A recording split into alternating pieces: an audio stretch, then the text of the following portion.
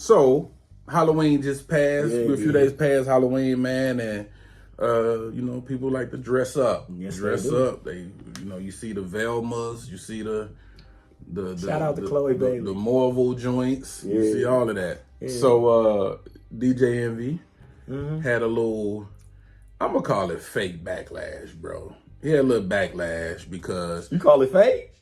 Let me go ahead. Go. So they do this every year. Mm-hmm. They do a theme every year. Mm-hmm. So this year they did Lil' Kim, Lil' C's "Crush on You." Yes, they did, and it featured his youngest daughter, or one of his.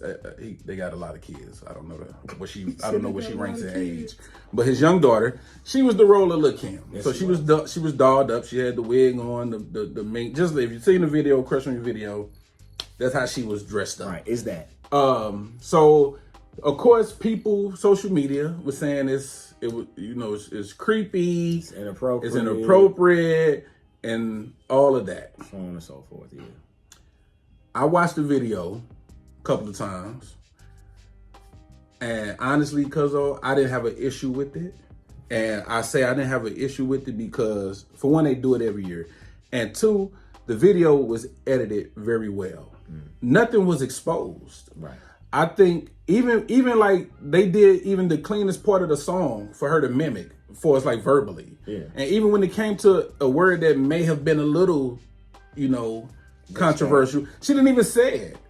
So it ain't like she was like in the character showing out. She's a little girl. So what you're saying is the father probably was involved in the decision making to make sure his little girl wasn't out there looking crazy. 1000%. The father and the mother. If you see the video, nothing was shown. Even the outfit she had on, the mink, the fur, or whatever it was she was covered up. That was nothing being exposed. I think we have it's become the norm now to look for the perversion in everything. Yes, I agree. A little young girl cannot sit on her father's lap and take a picture without them saying, why she sitting on his lap like that? We try to pervert everything. Mm-hmm. Game had some little backlash when him and his daughter took some pictures about it's too intimate. That's his daughter. Only y'all looking at it like that. This man is not looking at his daughter in that kind of light. Envy not looking at no. Yeah, exactly. We do too much. We become obsessed with with this thing of everybody needs to have a dark side. We want everybody to have a dark side. We want everybody to go down, man. And I can't rock with that. I didn't see nothing wrong with the video. It was tastefully done. The edits were well done. Nothing was controversial. Nothing was too much. I didn't have an issue with it. To me, it was just a family. They're at home, in their own home with their immediate family. They're not out at a celebrity party. They're not at someone's house. They're safe at home. And the parents were involved. And the parents approved. What are we talking about? You think if the video was crazy, this ain't Kris Jenner. So what I was hearing, and the thing that a lot of people had a problem with, is as soon as they saw Lil' Kim and they thought of the original video. Well, we gotta get they went there and they didn't watch the whole video. They didn't see the edits. They didn't see what was shown and not shown. They didn't see any of that. They heard Lil' Kim. They know what Lil' Kim talks about from a very macro standpoint, not micro, not as a lyricist, not as an MC. They don't know that shit. They just know, oh shit, I remember the poster when I was a kid. Mm-hmm. This is inappropriate. And then they went there, and some didn't watch. A lot to me that was critical didn't watch the video, didn't give a damn about the video. They just wanted to comment on somebody else's life, which is more my point. That's why I said fake outrage. Your point is taken and very well stated from a parent's point of view, and I 1000% agree with it. The part that I have a problem with is, again, why is this front page news? He put it on the gram, or he may have a lot of followers, but for it to get all the way to Baller Alert and the Shade Room, like it's news, that's that man and that man's family. Why was y'all why are we in such a rush or uproar to speak on other people's lives and we don't know what's going on? We look for the bullshit, like we will speak all the way and get all the way to a conclusion or a narrative that nobody even thought of, and that was doing it. Wasn't no one's intention. and then people just run with that narrative. Because when I first saw it, it was just that. It was framed in a way. Do y'all agree with it? It's like, do y'all agree with it? What's to disagree with? What?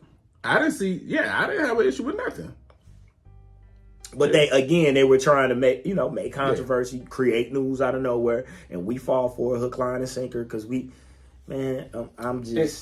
not on that type time, man. Exactly, and don't get it twisted. We know it's creeps online. It's creeps everywhere. Yes, we work with them.